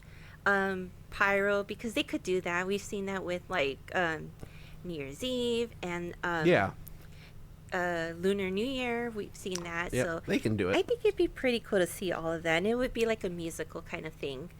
Would you want it to be just like super serious and spooky, or would you integrate some humor like the shows that have been at the Hyperion, like they would just like drop like it's Leviosa, not Leviosa, like Oh, yeah, just yeah, like yeah. random Oh, like yeah. funny lines. that It's a don't belong to comedy show, Disney. not a It spooky, would be like a scary comedy show, show. yeah. Okay. Nice. Um, Okay. This one's Deaf not comedy jam with. I wouldn't say this is going to be scary or anything like that. Okay. It's family friendly for sure. Okay. I think it'd be like a different thing because there hasn't been a show with witches or anything like that. Not that I remember, but Just at Disney World with the Sanderson sisters. That's the only Yeah, one. I know. The witches are back. That's it. The witches Yeah. are back. There is, okay, stage show at Hyperion. Mm-hmm. I kind of took this from the Queen Mary because they have a seance show that is so much fun, and it's just acting and a little bit of strobe light, magic and whatnot, but I want it to be like, I want the show to be dedicated as it's a seance, and what they're doing is they're trying to contact the 5 people that were in the elevator for Tower of Terror. Oh, yes. Yes. So think of it as on the stage I was so excited writing this down.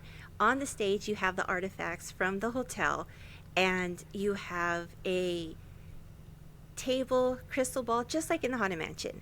But you have somebody doing the seance. And the coolest thing is that there will be scare actors, or not scare actors, but there will be actors to where when they contact somebody, they're going to get like people coming through trying to come through, but it's not that person until the person comes up. And they'll tell stories of how it happened or what they did or something like that. But I want the show to be so different that it's one show is based off of one person. Wow, okay. So you'd have to come back multiple times. Oh, to Gotcha. watch. Oh, that's. You should get the Long Island medium. Knowing me, I'd get the same show every single time. I'd always get Hoth. Hoth. Oh man, what else? Oh, okay. The fun part. Yay. This was I'm all so fun excited. part. What are we talking about? This is all the No, I'm fun sorry. part. There's so many great things. You haven't even. We gotten haven't to even the fun one? part. This is just a regular part. I'm so excited. I'm like, look, I have like, I don't know if you can It's see. just, there it is. There we go. Oh, there it is. Oh my goodness. So I'm reading like things that I have. Okay, so I want scare mazes. We gave one friendly one at Disneyland. DCA is a total different story. This one is gonna be fun. I want to call it Some Imagination, and it's basically your nightmares that's traumatized you as a kid. Nice. Oh man. Spaghetti okay. monster and all. Oh yeah. So basically, I'm gonna explain. I'm just gonna walk you as if we're walking through it. So Sure. you're gonna enter through monstrous skeleton, like that's gonna be the entranceway. So, like in storybook imagine. boats, Like canals, Monster's mouth. it's on gonna the... be just the skeleton. nice. So Oh, you're gonna dead walk through monstro. it. Yeah. Let's start it off, right? Big harpoon sticking out. So you're gonna walk in, and then you're gonna walk into the aftermath of Pleasure Island. And what you're gonna see, like in the dark, is you're gonna see all these cages, right? You're gonna hear rattling, but you're gonna meet scare actors inside of them, and they're gonna be the donkeys. That's Oh, gonna jeez. warn you not to go there. And that's one of the things that scared me. So I was like, why not? Why not? You know? And it's gonna look like a kind of like a circus kind of thing. Yeah. And so we're going to transition out, and it's still kind of dark, but we're going to transition out, and it's going to look like a field. And in this field, you're going to start seeing, oh, there's some bushes and stuff like that, and it's going to start like glowing like an orangey red, and you're going to walk into the savannah. But in the savannah, as you're going through, you're going to start seeing bones, which start to resemble the elephant graveyard. And you're going to have the hyenas going after you. Nice. So there's that. And then you're going to transition now into another room. And it's going to be dark at first. So you're going to be like, what's going on? Like, you can't see anything. And then you're going to see just one pink dot. And you're going to start seeing more dots. And then you are going to see from there, it's going to form another circus tent. When you walk in, you're going to start seeing pink elephants inside. Oh, okay. Nice. So it's going to be just like an insane circus with clowns and pink elephants, and it's just going to be trippy. Nice. And then I thought they were going to be heffalumps when you said the pink dots. Oh, I didn't think about that. We can add I them in there, like the guess. pink elephants, though. Pink elephants on parade at a circus? That's pretty damn scary. Right? So from there, you're going to transition out into a woods, and like a dark woods. You're going to go through some trees, and these trees are going to start familiar. They're going to start seem familiar, and they're going to be the ones from Snow White. And as you continue through, you're going to see a doorway that leads to a dungeon. That's going to be the main part, and you're going to meet the old hag, or the evil queen who turns into the old hag, but she's making that perfect poison apple, and she's gonna be ugly. I want her to be ugly. Like the one in Tokyo or whatever, or no, like what's the guy from D23, Drew Skellington or whatever? Yeah, didn't he do an old hag that was like disgusting looking intentionally? Yeah, and then you leave and you're safe and you don't die. Yay! Nice. You don't die. That's the key. You don't. It's on the bottom of the ticket. Don't worry. Yeah. Don't worry. Right? You will not die You don't of need a anything waiver. we do. But you might have laughter. Right. So the second maze I wanted to do, and Heyzen, you did, like, we were on the same page. I call it the attic on 1313 Magic Way. Nice. And the attic is basically you're going through different eras and points in time for different brides.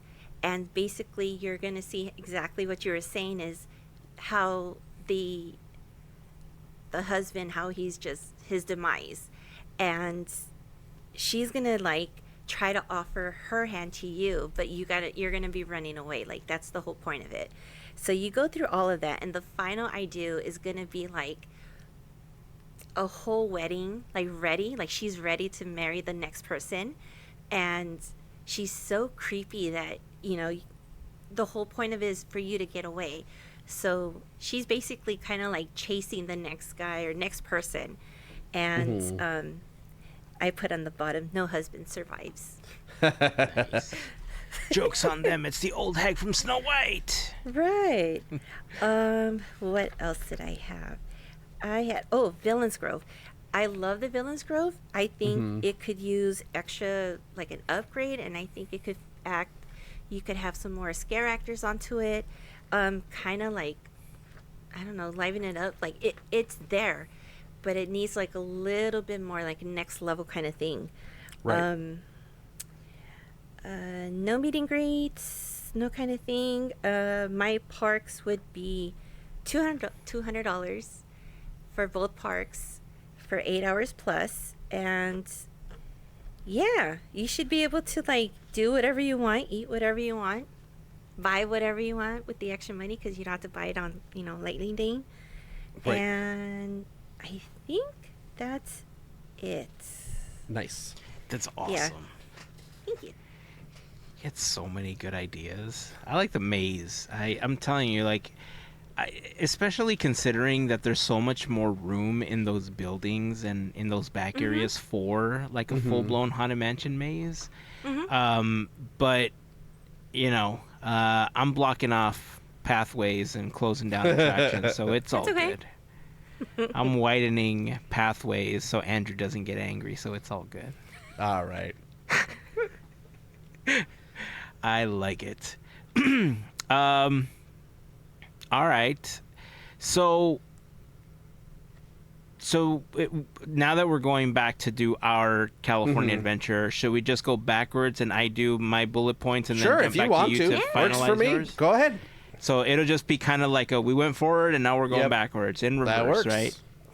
right? Okay, so when I wanted to do like the whole like 2-part cohesive story in California Adventure, it was going to be called The Shadows of the Multiverse, and Ooh. a lot of the shadows were going to be like the Heartless and stuff like that would also appear at California Adventure, but a lot of California Adventure would hinge on the existing attractions. Like it would have some stuff at Avengers Campus and stuff like that. So the entire idea would be this like fractured multiverse of Disney realms where like you're jumping between, like each land is kind of a different realm, and even that is so fractured that you see like characters from other franchises crossing in and interacting with those other like characters and stuff. Just kind of a way to break the portals and like bring everyone together, right? In my California Adventure, I would include like using stuff from Marvel's What If because I think What If is one of the best inspirations to like bring some creepy. That's where we got Zombie Cap and stuff like that. So I would like to incorporate some What If in the Mission Breakout. I would troll everyone and change it back to Tower of Terror just for Halloween. And then after Halloween, it would change back to Mission Breakout. Instead of Monsters After Dark, I would turn it into the Tower of Terror again, just for Halloween. That's funny. This would not be a separate ticket. It would be included with the other ones.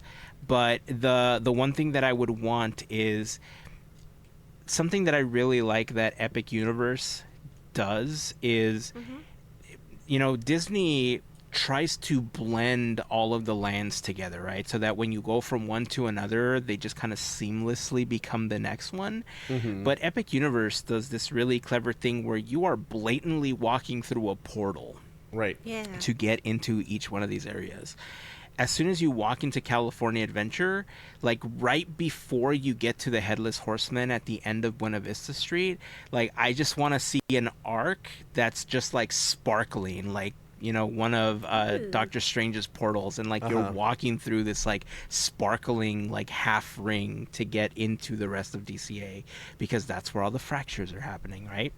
Yeah. And so in Avengers Campus, you would have like this multiverse rift where the Sanctum Sanctorum area would kind of be like the centerpiece of it, which is kind of where Multiverse of Madness is kind of centered, except that it's all in ruins, and the projections are showing it that's all beat up because the Heartless were going to come in and all that other stuff. So this one would include zombie characters. I would want like Zombie Cap and other zombie versions of the Avengers and stuff like that to appear from here, because they're kind of like coming through this like rift at the at the Sanctum Sanctorum. And there would probably some kind of cool Doctor Strange show on there. Pixar Pier would become Monsters After Dark. And it would be monsters from Monsters Incorporated, not Sully, not Mike, not Randall, but the background players that you normally don't see but are terrifying, so that the kids that already know Sully and Mike and everybody don't associate them with this like potentially scary thing, because I wanted it to be a lot scarier, right? So the whole idea is like the monsters in the background that you don't tend to see in the film, or like the shorts or the cartoons or any of that other stuff. There would be a parade. I didn't really think too much about it, but I did want monsters. I wanted Coco, obviously. And I thought about adding like other Pixar franchises, but I didn't really come up with any ideas for that. In the Hollywoodland area, I wanted it to be something called Fear Reimagined, where it would take like Facilier would be there. We would see like when Mickey Mouse shorts from like the 20s go wrong, and like Nice. like just evil things happen or something. Like again, couldn't really like, just a couple of ideas that I jotted down for this one. The Hollywoodland area would be over like PG-13. It was the only place where it's kind of the only place that every time I thought about this, like those sound stages were always like this is where I want the mazes, this is where I want like the haunts to be. And I always felt like, because they're so secluded from the rest of the park, it could be like a wristband event where you have to be over 18 to go, or whatever the case is. And I love that you idea. can make it as spooky as you want, right? But that's where the whole like evil Steamboat Willie and stuff like that horror movie came in, and whatever. But the primary like villain in that area would be Facilier. In Grizzly Peak, or the Forgotten Woods, just a bunch of fog, bunch of stuff. The biggest thing that I would do here is I I'm whatever about the Villains Grove. I know that some of the interactions are like really funny, and like Ernesto de la Cruz, like every single video I see of Ernesto is a freaking banger of a video. Like he's Right. so funny. Like I love his character there. But you know what else I love? Freaking Megatron at Universal. Like that guy is so sassy and he's so like matter of fact that every time I watch videos of Megatron at Universal, I never skip them. Like they're always Right. so funny. He's always so like with these zingers on the people that go visit him and stuff. So I want to see the same thing, but with Chernobog. I want like a giant Chernobog just like coming out of the side of the mountain or something, and that's like, you know, you got like the kid-friendly version of it, and he's like it's his secret passion to be a comedian or something. It's like, And he's he talking. just like roasts you when you come He's up. just roasting them, yeah. Like he's a little nicer to the kids, but Chernobog's like coming up and just roasting you. It's like, oh, you want to be a villain, huh? And just makes fun of like the flip flops you're Smites. wearing or something. Like I don't know, like whatever it is. So that's the biggest thing I would change there. Nice.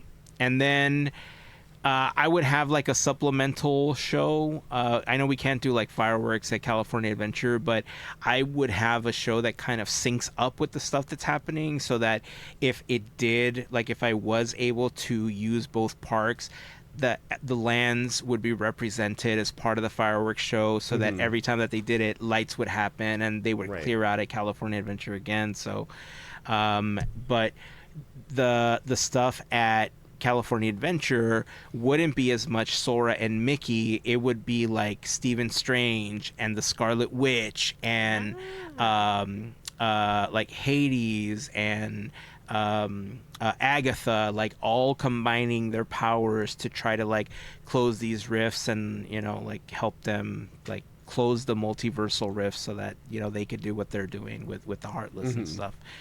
And that's kind of all I had. Like those were just like general bullet points of how I wanted to try to tie it into the other one.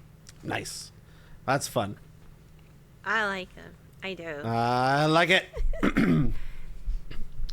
I guess that's my time now. Yeah. A lot of this stuff is like the California Adventure stuff is if you just took Oogie Boogie Bash and like fixed it. Like these are basically my Oogie Boogie Bash fixes, and then I there's like like that. some other stuff. So there's a Soren Halloween overlay. Nice. So Soren, you go over different like Halloween places, like Salem from Hocus Pocus, Halloween Town from Halloween Town, the Graveyard from the Skeleton Dance, Halloween Town from the Nightmare Before Christmas, Pirate Haunted Ship in the Mansion, Ocean, and then the ending would Phantom be Manor. the ending would be the Haunted Mansion with the swinging wake happening outside, like at night and stuff. Like that would be, you know, roughly that.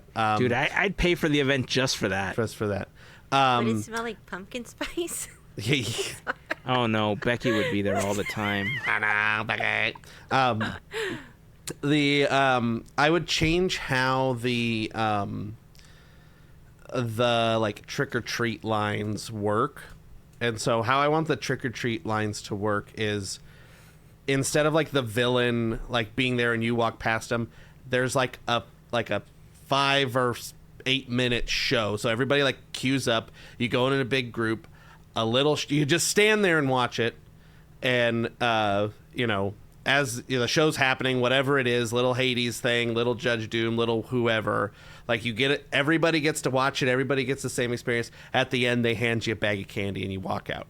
Nice. And so that way everybody kind of gets to see all the, you know, because a lot of the time, like my experience is you don't necessarily get to see the full breadth of what the show has in store for you. Like we sat there like waiting for Ernesto de la Cruz to sing, and it took 10 minutes and he didn't sing. He's just there like you know, yelling at the crowd like, don't you love me, don't you love me, this and that. I'm like, I just want to hear you sing Remember Me so I can go like do trick or treat or like go somewhere else.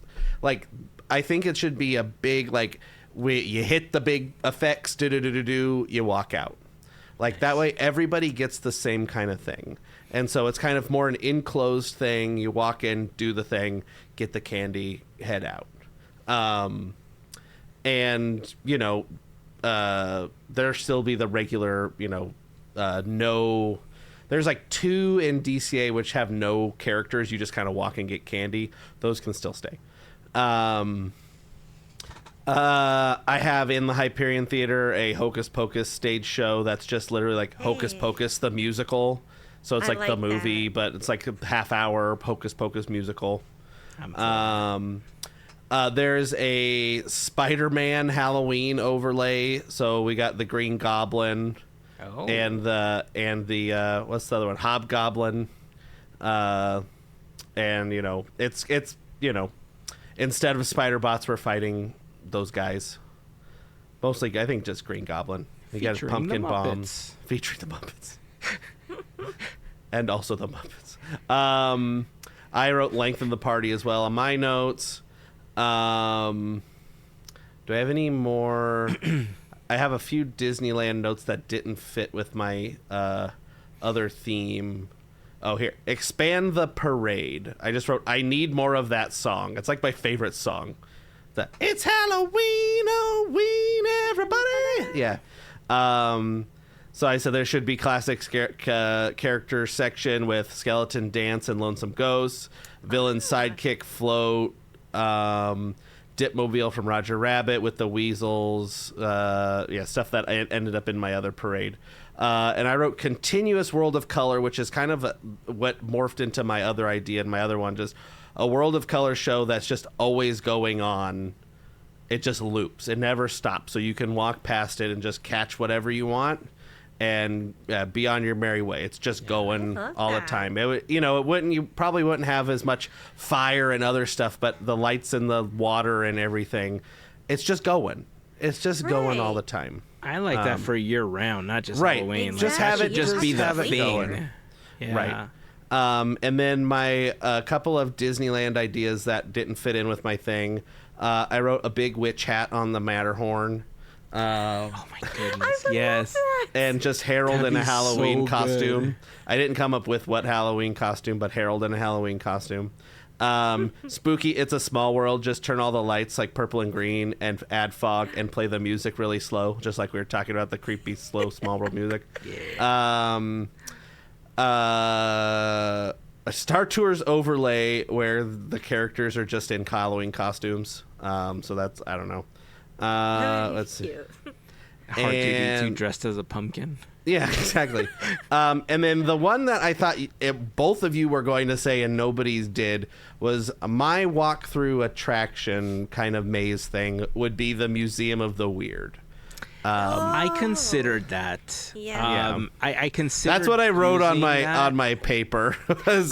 When you're like, it's over by New Orleans Square, it's like, that's what Heyzen's gonna say. Yeah, I actually considered it because it was like more of a walkthrough, like not necessarily a maze. It was just kind of like walking. Like through it would be kind of spooky and kooky. It didn't have to be scary. Yeah. Like, and that's I guess. Yeah. We could incorporate elements of it throughout the thing, but mine ultimately I ended up just concentrating on all constants all the time. Right. But yeah, I did consider the Museum of the Weird as a part walkthrough. Yeah. But it feels like that could be something that is just there. Like it's so easy. It's up for the ripe for the picking of just doing a Museum of the Weird somewhere. Like, there's not a ton of space, but it doesn't have to be scary. It can just be spooky and silly and fun. You know what they could do? Not Halloween related, just honestly, just year round. But since we're Armchair Imagineering, have the Haunted Mansion, At the Haunted Mansion, yeah.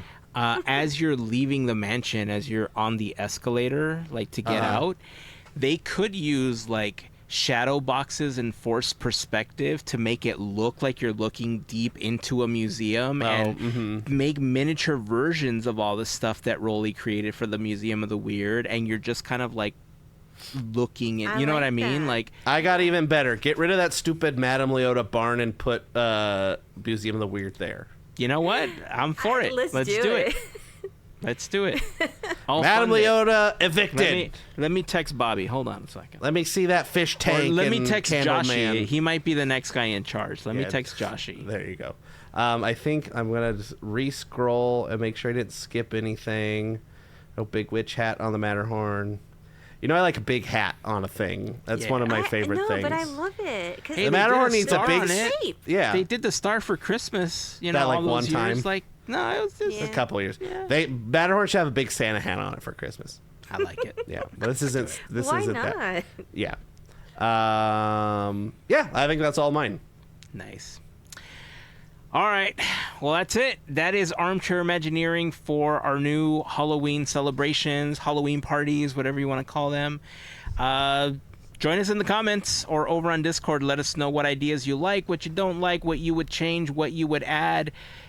Join the conversation. Join the Armchair Imagineering goodness of it all. And let's expand on these ideas. These were super fun. stressful, super fun. Like I said, it took me a while to feel like the juices were flowing in my brain in order to even get something fairly functional. But I'm glad that we did this. It's been a while. I think we should do this again much sooner than the last time. Yeah, that we we'll did do. it. I got some You know? ideas, so we'll So- figure out what the next one's gonna be. Right on. I like how we, featuring the like- Muppets. We took it upon ourselves to fix what we see. I mean, that's what it should It's be, right? awesome. Armchair Yeah. Imagineering. Like, that's what Imagineers do. Like, they sit there and Armchair they try to... repair. Armchair repair, exactly. Create stuff, but also repair stuff that's broken. That's how we got the Hatbox Ghost back. Thank you, Daniel Joseph. There you Yes. go. He sat there, armchair reparations. I don't know.